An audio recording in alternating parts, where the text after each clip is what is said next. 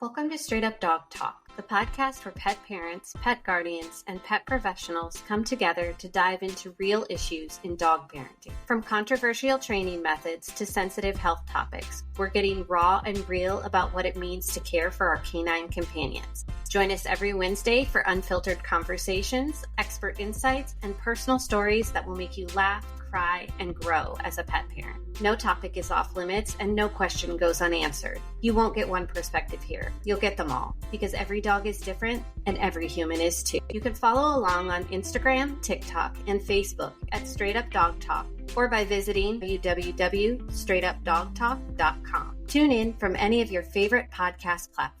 Welcome to another episode of Straight Up Dog Talk. I'm Em, and I'm bringing back a duo that everybody loves. I have Rob and Laurel with Mythological Dogs here. How are you guys doing tonight? Great, thank you. We're really excited to have you back on the podcast. Tonight's topic is a little bit different than what we usually do on the podcast here, but with everything that's been happening in the world lately, it really felt like this was a place that we could, as friends, sit and have an open and honest conversation about some of the stigmas and the discriminatory factors that come in as not only dog owners, but as people too. This all really started because of what happened over in the UK with the bully ban and talking to people over there and just hearing how much awful stuff they were experiencing having a certain breed of dogs. But when you add having a certain breed of dog to being a person of color, that puts a completely different lens on things. And Rob, you were kind enough to be open to having this be an episode, and I really appreciate that. So I'm just going to let you have the freedom of taking over this episode of the podcast and just having an open and honest conversation about what life with a pit bull and discrimination looks like. Yeah, so definitely. Growing up, I talked about this in the last episode, but I had pit bulls. I had different animals as well and different other dog breeds. But the stigma behind the black man with the pit bull is just one that I feel like should be played out by now, but is still around. And hopefully through our page and other pages that are out there, we're slowly getting to a point where people are kind of understanding, okay, just because this guy has a pit bull does not mean he's dangerous, or just because anyone has a pit bull, they're not dangerous, you know? And unfortunately, I have experienced a lot of things. Like I talked about in the last episode, I had a run in at a store where I was kind of pushed out earlier than I wanted to be just because I was there with a pit bull. Even though my dog is the friendliest dog you'll ever meet and one of the friendliest dogs we have, he was kind of just discriminated against because of his breed, even though they didn't get a chance to meet him or talk to him or ask, can I pet him or could you tell me about your dog? They just kind of immediately just saw me pushing a pit bull and were like, yep, this is not cool anymore for me. I'm going to make a decision to get this person escorted out. In the perfect world, I would like to be able to go places and do things with my pit bull and not be second guessed, or not just for me, but for him as well, because he doesn't understand. He doesn't know.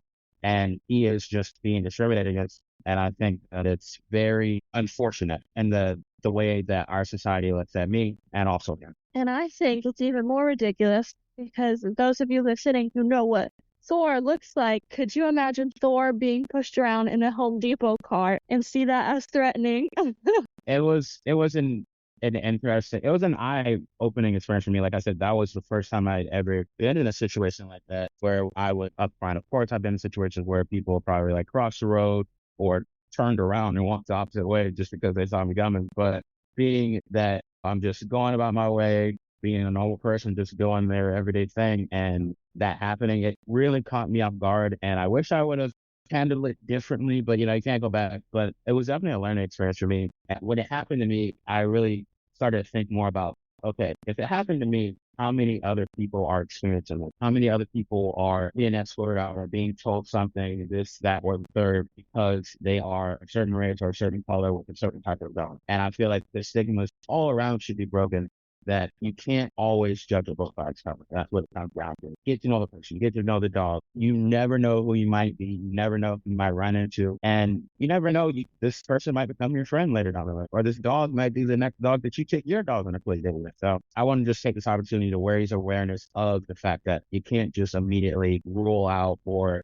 make an assumption. I'm 100% on board with you because I think that that is what happens in so many situations, whether it's a dog misbehaving on a leash or it's somebody running with a pit bull or any breed that has a bad stigma around it. But usually it is the bully breeds, it is the pit bulls.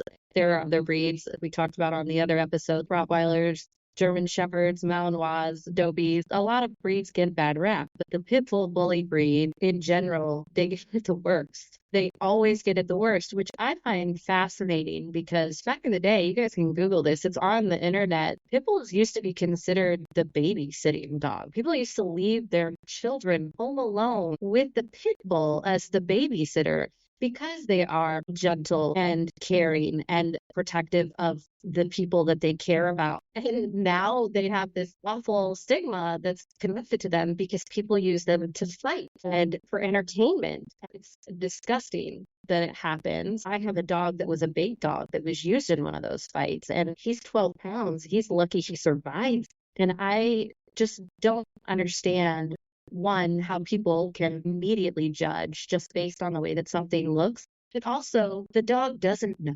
How is the dog supposed to know? It's just the same thing when you're talking about training a dog. You have to teach the dog step by step how to sit, how to lay down, how to stay, how to walk on the leash, all of the things. Dogs don't just know, I'm a pit bull, I'm not liked by people. It's the same thing we have to teach our children as we're growing up. Just because somebody has a different color skin or hair or eyes, or because they're a different gender, it shouldn't matter what we look like on the outside. On the inside, we're all the same. Do we all think the same? No. And that's what makes it so special and makes us all so unique. I can't imagine going through life and being completely oblivious to the fact that other people exist. And I feel like, unfortunately, that's kind of the way that a lot of people seem to live their lives, that they're so focused on themselves that they miss the bigger picture of what's happening around them. You said that if you could go back, you would handle that situation at the Home Depot differently. How would you do it differently? So that specific place I had been before with the other dogs. So I knew a lot of the workers there, and I probably would have given a little bit more pushback because I was very just like reluctant. I was like, oh, okay, no problem. Like, grab myself and I'll leave. And I feel like me not giving any pushback, not to make a scene or anything, but just giving a little bit pushback and being like, yeah, it's kind of not fair. I've been here with my other dog before. I just kind of rushed it off and was like, okay, yeah, I'll grab myself and leave. I feel like that gave the person or people, whoever told the workers that I was making them feel uncomfortable, I feel like that gave them that sense of that they could do it again. And that is not the way that I would want that situation. I don't want them to have any idea that that was in any way okay to stereotype a dog and a person because of the breed or color. And if I could go back, I would change the way I handle it 100% in that way. You also said that you've had pit bulls all your life. Is that because that's your breed of choice, or is that because that was the breed that your family picked and now you just, stumbled upon Thor and it was kind of a repeat? Because the other three dogs are, and we'll do the air quotes here, family friendly breeds or breeds that people associate as not being as aggressive. What is it that attracted you to that breed or that put you in that category with the breed originally? I think it was just, I always had great experience with them. We did have other dogs. We had a German Shepherd. We had a Great Dane at one point. We had 2 liter dogs. Like, we had a good array of different types of dogs and animals in general. My first ever dog that our parents were like, okay, we're getting you a puppy. We think you're ready. This is going to be your dog, was a pit bull, and it was a rescue. And she was one of the best dogs I think ever. She was just super easy to train. You could leave food on the table. She wouldn't touch it. She was off leash, great recall. She was almost like match made in heaven. My first dog was an amazing, perfect experience. I guess was drawn to them because I had such an amazing experience. And I never really heard the stigma until more of my friends would come around and they would see my dog and they'd be kind of scared. And I'm like, why are you scared? And they're like, dude, it's a pit bull. Like, they're going to bite me. I'm like, no, she's sweet. And then that's when I kind of learned more and did my research. And I was like, oh, okay.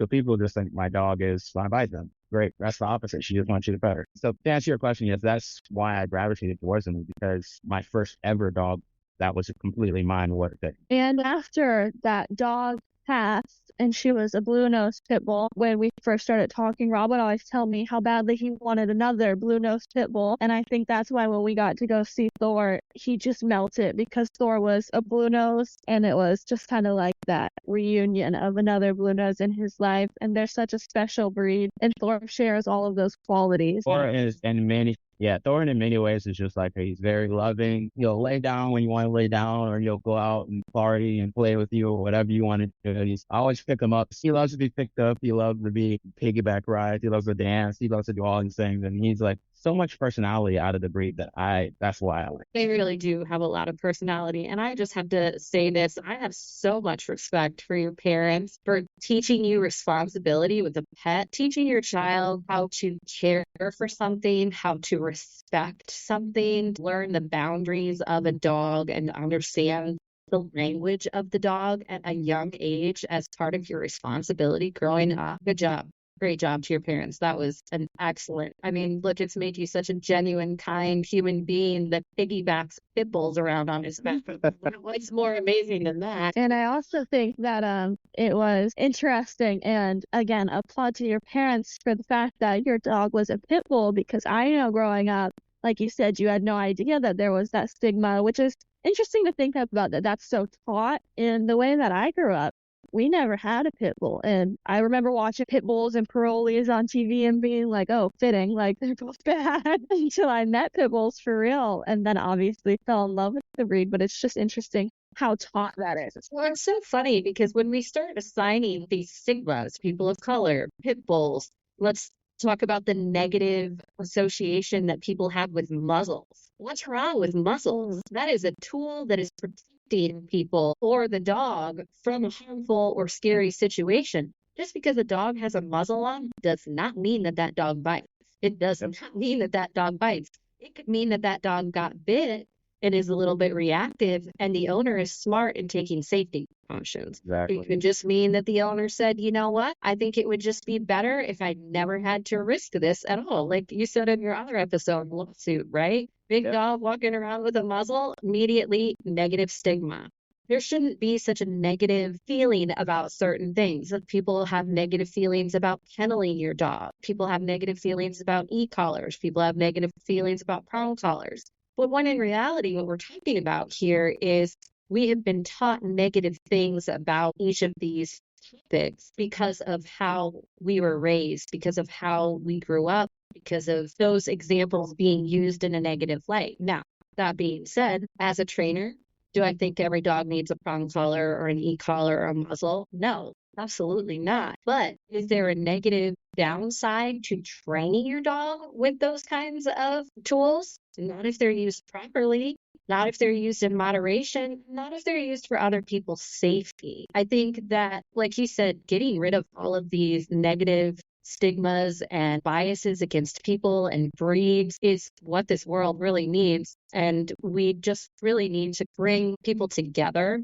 And I think that in the dog community, it's very easy for us to do that if we would stop trying to categorize. I grew up the same way. We had a golden retriever. We had a lot of mutts. We had dachshunds, we had a Dalmatian, we had a bunch of different dogs when I was growing up, and we never had a pit bull. And I do not think that my mom would ever have a pit bull. That's something I'm going to have to ask her now, because I don't think that she would ever want one, because she doesn't even like this because he's got too much energy. He's a big dog. Or when I came home initially with my two dogs when I moved back from Texas, Cajun and Fiona, they were 90 and 120 pound dogs, and she was not thrilled about that. But that's, again, somebody who grew up a certain way. And I don't think that they ever had dogs growing up. I know they had cats. My grandma had a dog later in life, but my grandma never liked dogs. So we try to put people in boxes. We try to put dogs in boxes. And in my opinion, I think we should be breaking down the boxes and trying to work together as a community. I think that's why your platform and our platform and the podcast and the videos that we post are so important as well, because the same thing with my parents. We never had a pit bull, and I didn't know if they had aversions or not. And they both are in love with Thor. And I don't know if inside either of them were nervous when we brought him over for the first time. He is 70 pounds of pure muscle. He's 2 feet tall. He's a thick boy.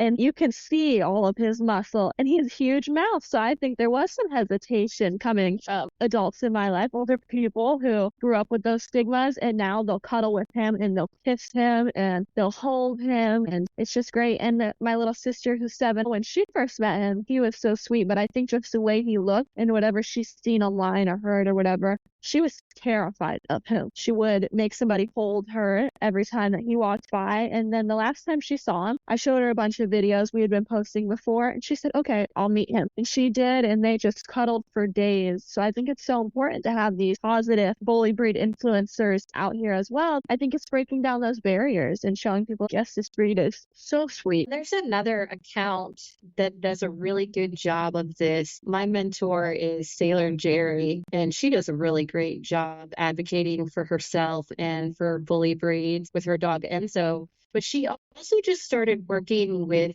Sweet Gigi, Aaron and Gigi. And I think that that's another account that does an amazing job advocating to break down these stigmas and really kind of expose the treatment and attitude people on the other side of the leash are getting just simply because they're a person of color and they have breed that is associated with a negative connotation of behavior, just a general negativity stigma placed around it. I mean, because in my opinion, I've seen pit bulls that are not the best. I've seen aggressive. Yeah, we all do. But I also have seen little dogs just be completely feral and mean and awful. Toby came from a really bad situation where he was a bait dog, and he was not a nice dog when I got him. He bit a lot of people. He bit my mom, he bit my sister, he bit my sister's boyfriend, he bit some of my friends. But 12 pounds and he doesn't have all of his teeth. So people are less afraid of him. My sister, she still has kind of a frenemy relationship with Toby, even though he's the biggest lover of a dog you could ever find now.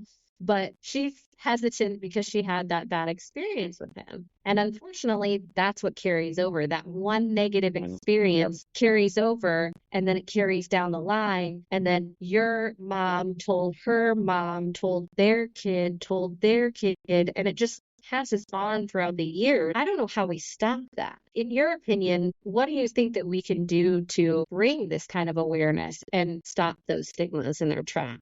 I believe with things like this, where it's mainly just a lack of information and a lack of knowing, I believe that fear is taught when it comes to dogs. There are some instances where, yeah, somebody may have gotten bitten or chased or whatever, but for the most part, I believe that fear is taught. And once we stop teaching that dogs are scary or specific breeds are scary, a lot more people will open their eyes and understand the dogs for who they are. Because every dog is different. Like you said, there could be a 12-pound Chihuahua who's crazy, and then the biggest Great Dane is the nicest thing in the world. That's our tagline. Every dog is different and every owner is too. That's the podcast tagline. So I love that you just said that because it's true. I mean, there are going to always be good dogs and bad dogs, and that's just how it is. Like you said, the dogs don't know. The reason that there are good dogs and bad dogs is because there are good owners and bad owners. And It's just something that's sad. it's sad. It's really sad. But if you're not going to put the time and effort in and you're just going to get a dog and put it on a chain and leave it in your yard because you think that's going to protect you, you got the wrong idea. And you're creating the problem. You are the problem. The person across the street walking their pit bull is not the problem. You chaining the pit bull to the tree in your front yard, that's the problem.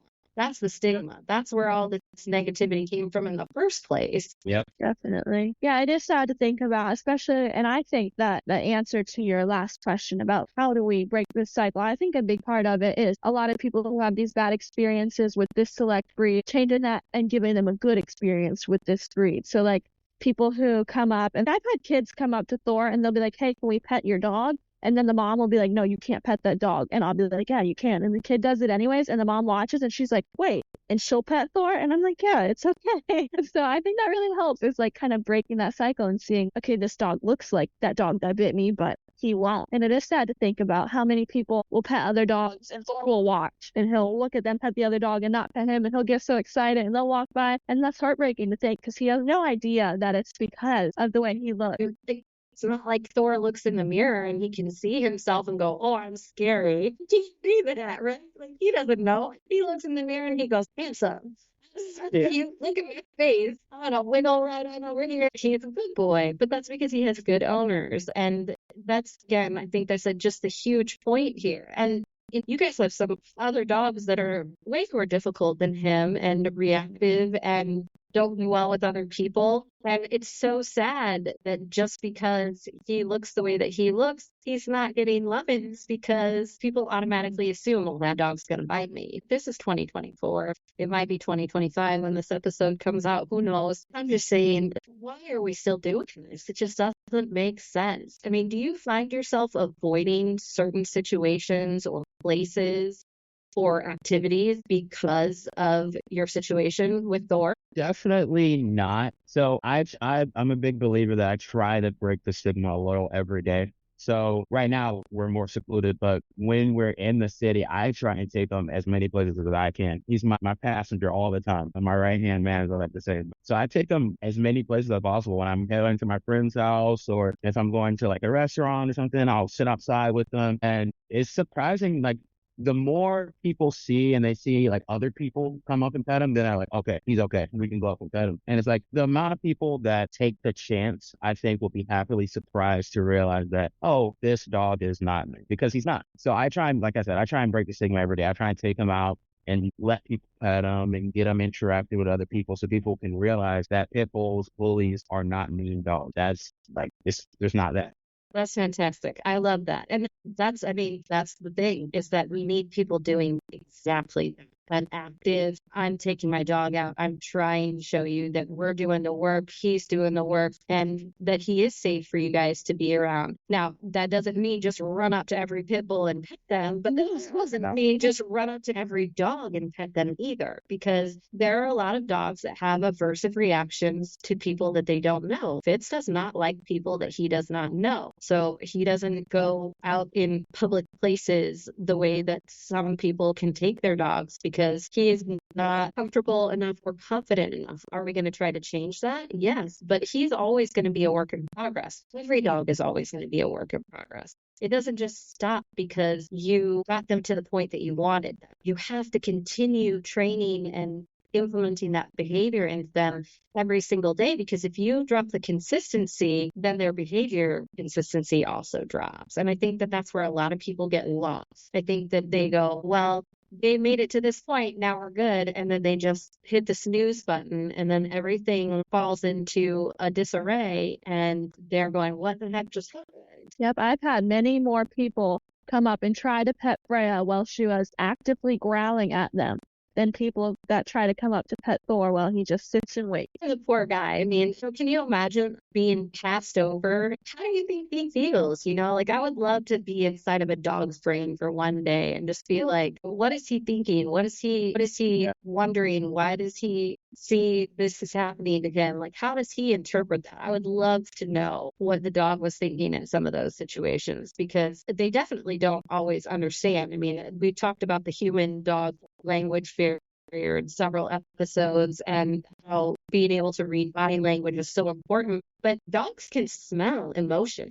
They can smell sickness. They can smell anxiety. They can smell. That's why they make such great search and rescue dogs, because dogs can smell so much more things than people can smell. He can probably smell that fear and that anxiety around him and then see those people passing him by. So I always kind of have wondered, maybe he does, maybe they do know a little bit. Maybe they know that those people are just avoiding him because he can smell it. Does that make him feel bad? I don't know. I feel like dogs' feelings should be taken more into account than they are. Definitely. Because at the end of the day, like you said, he doesn't know. Every time I see people pass him up, I usually try and pet him and reassure him, but yeah, you're a good boy for sitting and waiting. I know they didn't come pet you, but it's okay.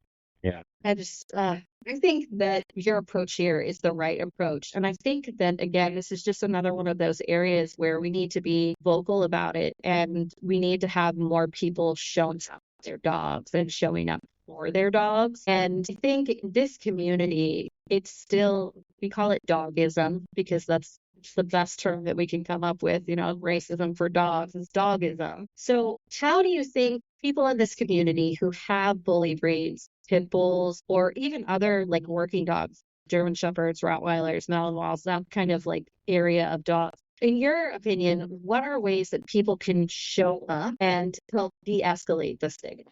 I think it really just comes down to not being embarrassed or afraid of the interaction you're going to have with your dog out in public and just taking the leap off, obviously do it safely. So maybe make sure your dog has on a collar that has a handle or a harness that has a handle just in case a situation does go south.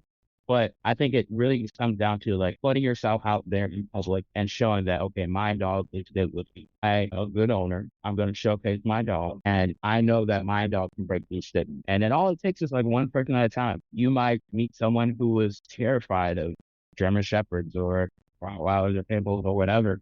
And if they come up to you and ask you to pet their dog and you let them do it, that might just break that whole generational fear that they've had. And I mean, another one of those things that I've seen happening across the internet, one of the accounts that I've followed for a long time is Marley's Knots. And they have a program where they have, it's like you said earlier, like a pit bulls and parolees program, but it's this positive change program. And they rehabilitate these dogs and prisoners together. And then these dogs become adoptable and they get to go out into the world and have a life that they wouldn't have been able to have previously. And I think that there's kind of a lot of that needs to be involved in areas like that, but also shelters too. If we had people stepping up and volunteering time and training to some of these dogs that are less adoptable and seem more aggressive or unapproachable, I think that we could really balance some things out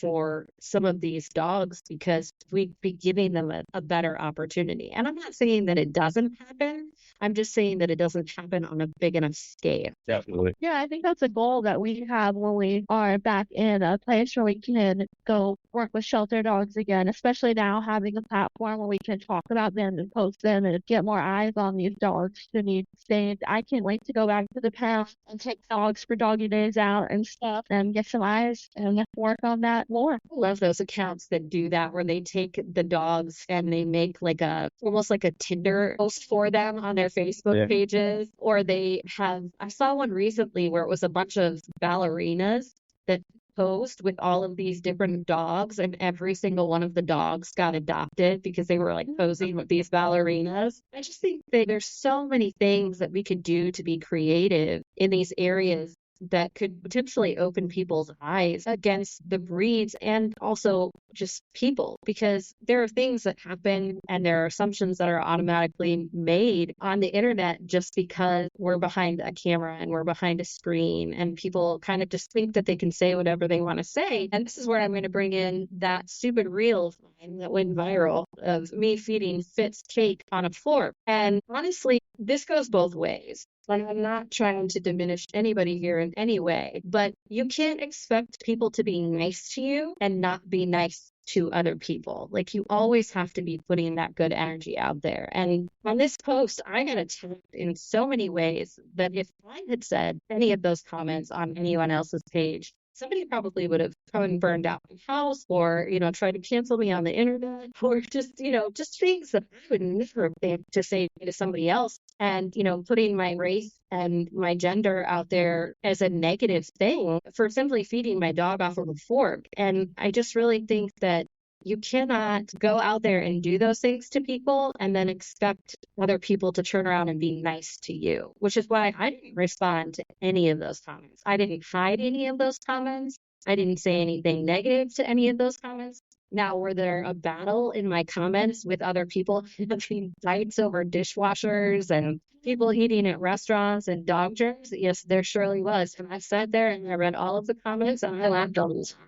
But I didn't let it affect who I was as a person. And I'm not going to think negatively of those people because maybe they had a bad day. Maybe they just needed somebody to take it out on. Maybe they just felt the need to feel superior for a moment. But I don't understand why feeling superior always looks like pushing someone else down.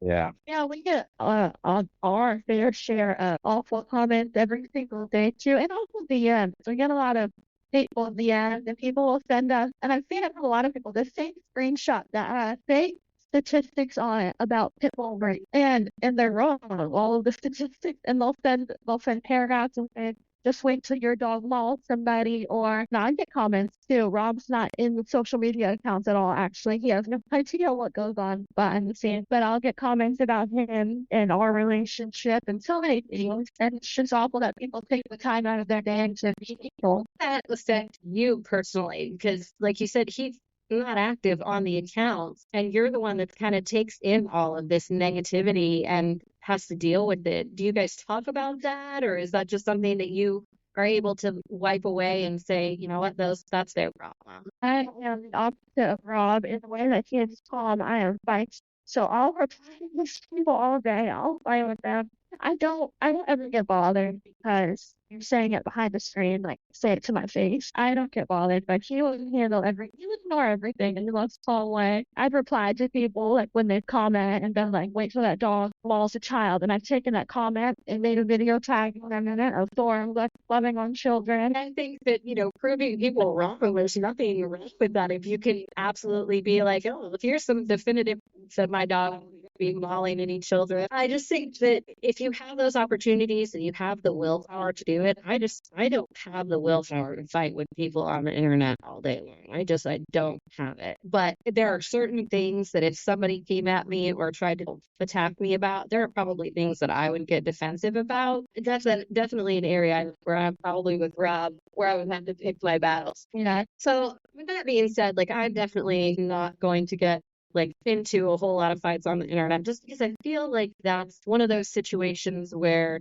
it's just kind of a lose-lose situation. You can't fight with people on the internet. You have to do it in person. Like you said, you have to take the dog out. You have to be visually seen. You have to get people to interact in a more positive way in person. That being said, what do you think your limit is, Rob? Like, where would you say we're drawing the line there? That's not happening. I have to say something. I think it would be more personal attacks. Most of the time there are personal to Thor, but like Thor's he doesn't care. If it became like a personal attack thing, then I'll be like, okay, maybe this is going too far. But for the most part, like at the end of the day, everyone knows the keyboard warriors. Like they're always there. They're always gonna be there. You can't please everybody, and that's just my mantra. I think that's probably a really good way to look at it because, yes, the keyboard warriors, keyboard trolls, just the people who get on the internet to spread hate because they're not brave enough to go out and stand up for themselves in public. Or maybe they were bullied, or maybe they have a bad family situation. And that's, again, where I try to be as open-minded as I possibly can be about all of these things because you never know what somebody else is going through. But it still doesn't give you the right to be me. Just in general, it doesn't give you the right to be me. So breaking down this whole episode and the whole point of this episode here was to just really give us a place where we could talk as three people about the kind of stuff that we're experiencing. Now, I know, Rob, you don't see a lot of the stuff because you're not on the social media platforms. That seems to be kind of the way that a lot of guys are. They're definitely in the dog community. There are definitely larger population of female dog accounts than there are male owner dog accounts. So my question for you is on that is why do you choose not to be active on social media in that way? For me right now, it really just comes down to like a time thing because I work, but I do at some point want to be more active in the social media side of things with the dog account. We've been talking about some plans when we move back to the city of doing different things with the dog. So I'm definitely going to have to be more active. And at the end of the day, I love to be active with the dogs and recording and stuff. I would do this even if we weren't recording. I'd still be playing with them and dancing and piggyback rides and everything. But definitely this coming year, I want to be more active on the account as far as like interacting with people and doing more things. I think that's awesome. I think that your following will appreciate that. And I think that your following will grow because of that. I think that you two united as a team sends a big message to people because not only are you guys supporting reactive dog owners and people of color and pit bull and bully breed owners, you guys can cover a whole range of categories and really bring a large group of people together. And I'm really excited to see what you guys do with your platform over the next coming years. Very, very excited to see it. I think that you guys are going to do great. Yeah, thank you so much. We absolutely need more accounts like you guys who are out there in the trenches showing the real stuff. And I love that, you show the good stuff, you show the bad stuff, and you even show stuff like where you have had a flirt pole and played with the dogs with a flirt pole. Yeah. I was wondering what kind of reaction you got to that, because a lot of people, there's another thing that has a negative stigma attached to it, is people are like, you're going to make your dog aggressive. Oh, you're going to trigger instincts. Oh, you're going to trigger rage, all that kind of stuff. It's a tool. Again, causing them to chase, you're causing them to interact, you're, stimulating them. Yes, you 100% are. But there are reasons to do that for a dog. And if you sit down and read a book and learn something about how dogs' brains work, you would understand that that mental and emotional and physical stimulation for them is what keeps them young, it keeps them healthy, it keeps them engaged, and it also helps with behavior. Yeah. And I think the biggest thing that especially is like and I guess it's because I've had such a long background with animals, is you always have to have a safe off switch. And so before I do anything like playing flirt poling or playing with the rope and stuff where I know they're going to be like going after it a lot, I make sure that I set the precedence. Okay, this is the word. Like, if we stop playing, if I get serious, we're stopping. So it's all about just having that off switch to make sure like you're being safe with the dog and the dog understands, okay, we're having fun, we're playing, but we're not going to continue this outside of this area, this controlled area. And we've been flirt pulling since we've had the dog, so 2 years right now, and we've never had any issues stem from it. And it's our favorite tool for getting that pent up energy out, and there's nothing that any of our dogs would prefer to do than flirt pull. And Thor would go all day. It's a favorite tool for getting them tired and at work. And it's a great tool. We didn't receive any negative comments at the time we posted it, but we also didn't really have a lot of eyes on our content at that time. So maybe we will, just to talk about that next. Yeah, I would love to see what kind of reaction you get now based on the larger following that you have, and just because of the way that social media works and how things spread. It would be really interesting to see, because if you repost older content or repost something new in regards to that, because I have seen other accounts get brutally attacked for using flirt polls. And again, it's just another tool. And like you said, your dog, and you know what the off switch is. And now I'm not saying, again, as trainer here, do not just get a flirt pole and start playing with your dog. This is something you build. Yeah, definitely. Yeah. That's a huge trust area, and that's a huge practice area, and that's absolutely something that, talk to somebody that knows how to do it. Reach out to Laurel and Rob, reach out to a trainer, reach out to a specialist. I mean, there are bite and protection trainers that specialize in that kind of work. And you can have a consultation, you can have your dog evaluated, you can do all kinds of things. Just don't ever try to do something that you don't know how to do with your dog by yourself. Come to the podcast, ask for resources, reach out to people like Laurel and Rob, ask for help. We have a plethora of trainers that are associated with this podcast. We have a plethora of nutritionists and just everyday accounts. There are people out there who have answers to the questions that you have, and we're encouraging you to ask them. Don't sit in shame, don't sit in wonder, don't sit in questioning your whole belief system in your dog and your relationship with your dog. Ask for help. There's nothing wrong with asking for help, and there's nothing wrong with being nice when you ask for help, especially when you're asking for help. And also not making snap judgments just because you see somebody using something on their account that maybe you've never used or are unfamiliar with, or maybe you're just adverse to it, and that's fine.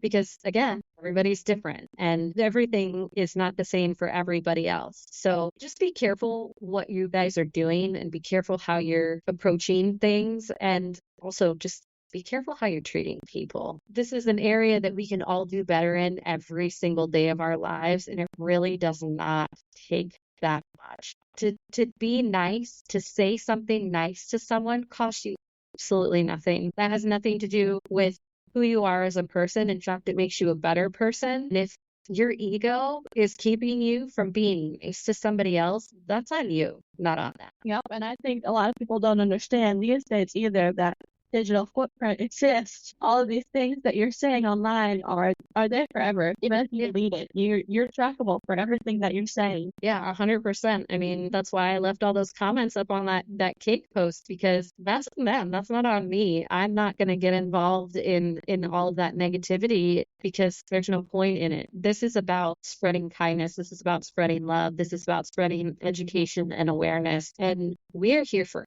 everyone.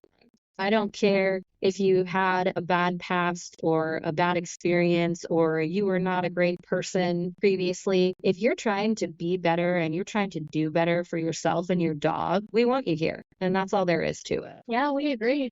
Definitely. We love the variety of people that being online has allowed us to connect with, and the different people's stories and experiences and all different types of people that reach out to us in our community that we interact with. It's just very special to see all of these people come together over admiring just a pit bull. Yeah, all over the world. I think that's the coolest part about it, is that the reach that you get and the people that you get to interact with that you would have never previously gotten to interact with, just because they saw your video and they went, oh my gosh, that dog is so cute. My favorite part is when somebody has a dog that looks similar to Fitz, and they're like, oh my gosh, I've never seen another dog that looks like my dog. And they send me a picture and it looks so much like Fitz. And I'm like, oh my gosh, how cool is that? And they live in a different state or a different country. And it just, I don't know. I think that dogs are a really easy way to connect with people, and a really easy way to learn how to treat other people, just by respecting another person's dog and another person's methods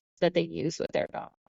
Definitely, yeah. Well, is there anything else you guys would like to say before we wrap this episode up? I would just like to say, as a reminder, to go back what I said, be personable, be a person, and just be kind. And I think that's exactly the way to end this. And I completely agree with you. Kindness matters, and that is the only thing that should matter. And I appreciate you guys for coming on here and being completely raw and vulnerable and sharing our love for dogs and our love for people, and just spreading the message for a better world for everyone. So thank you guys so much for being here. Yeah, absolutely. You guys are always welcome. We're going to wrap this episode of Straight Up Dog Talk up, and we will see you guys. Straight Up Dog Talk was created by Emily Breslin. It is edited and produced under the supervision of Straight Up Dog Talk LLC and Emily Breslin. If you're enjoying this podcast, follow or subscribe, and be sure you don't miss an episode. And leave us a review on your favorite podcast platform. Looking for more honest and relatable dog content? Check out our sister show, Unpacked, with Jerry Sheriff and Madison Simpson. Thanks for listening to Straight Up Dog Talk. See you next week.